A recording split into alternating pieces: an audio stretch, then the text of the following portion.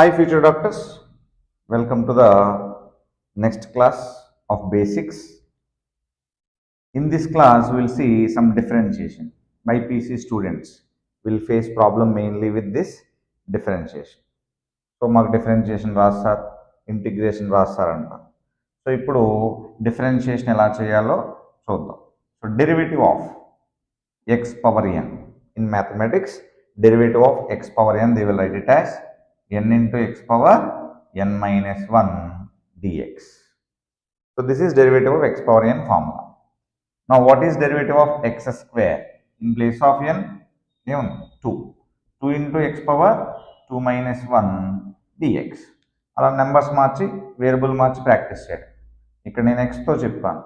మనకి ఏబిసిడిలో ఈ డిఎక్స్ తీసేస్తే ఇంకా చాలా లెటర్స్ ఉంటాయి, 24 లెటర్స్ ఉంటాయి. మీరు 24 లెటర్స్ని ఇక్కడ నుంచి ప్రాక్టీస్ చేయడమే. Derivative of t square in place of x ప్లేస్లో నేను టీ తీసుకున్నాను. అప్పుడేమవుతుంది? 2 into t power 2 minus 1 dt, that is 2t dt. So derivative of y cube, so x place లో y ఉంచాం, అప్పుడు ఏమవుతుంది? 3 into y power 3 minus 1 dy, that is 3y square dy. ఇలా practice చేయండి, ఎందుకు రాదో చూడండి. సో రాకపోవటం మీ మిస్టేక్ కాదు, కానీ నేర్చుకోకపోవటం మాత్రం మన మిస్టేక్ అవుతుంది. అంటే సో ఇలా ప్రాక్టీస్ చేయండి, ఎందుకు రాదో చూడండి. This is derivative of X power N with respect to nothing. ఇక్కడ డినామినేటర్లో మనకి ఏం లేదు. Now derivative of X power N with respect to X, derivative of X power N with respect to Y, derivative of X power N with respect to T. ఇదేమవుతుంది? So derivative of X power N మనం ఇలాగే రాస్తాం ఎప్పుడు, N into X power N minus 1 DX. కానీ ఇక్కడ extra మనకి dx ఇచ్చారు with respect to x అని, కాబట్టి డిఎక్స్ రాయండి. ఈ రెండు క్యాన్సిల్ అయిపోతే N into X power N minus 1. చాలామంది even MPC students derivative of X power N అడిగితే చాలామంది డిఎక్స్ చెప్పరు. Derivative of X power N వేరు, derivative of X power N with respect to X ఇది వేరు, ఇది వేరు. ఇందులో డిఎక్స్ ఇక్కడ రాయాలి కంపల్సరీ, అయితే ఫిజిక్స్లో చాలా ప్రాబ్లం అవుతుంది రాయకపోతే.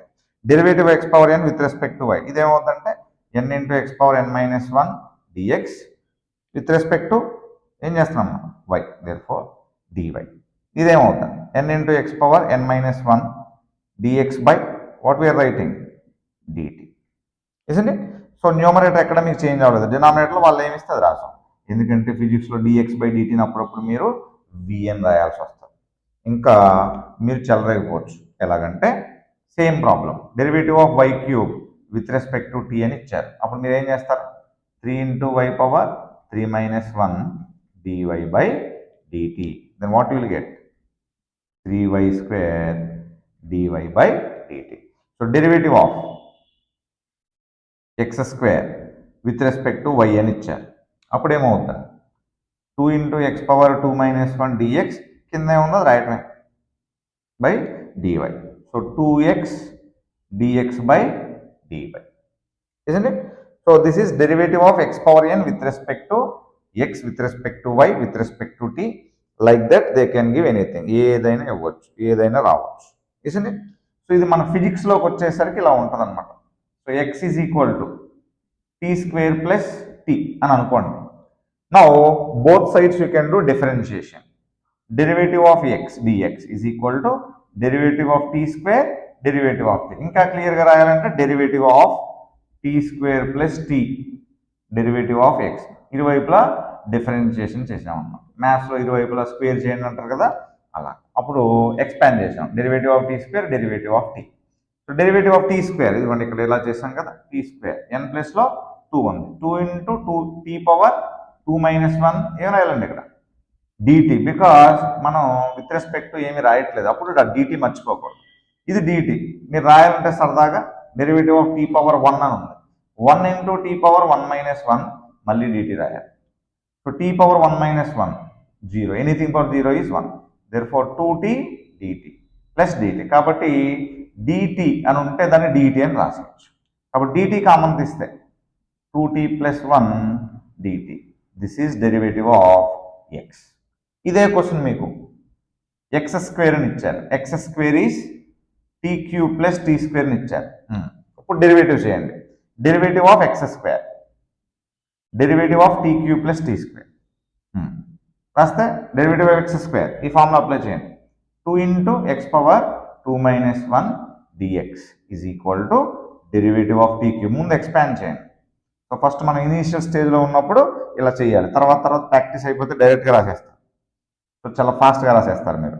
Okay, 3 t power 3 minus 1 d t plus 2 t power 2 minus 1 d t. అన్నిటికీ ఇదే ఫార్ములా అండి. ఈ ఒక్క ఫార్ములా వస్తే ఇవన్నీ వచ్చేస్తాయి.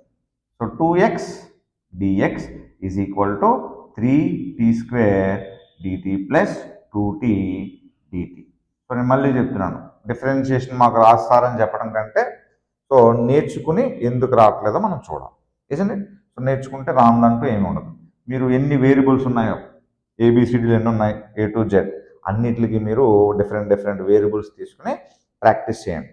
సో మీకు మ్యాక్సిమం ఏబిసిడీలో నుంచి ఎక్కడో వస్తాయి. ఇసండి derivative of p square, p అంటే ప్రెషర్ అనుకోండి.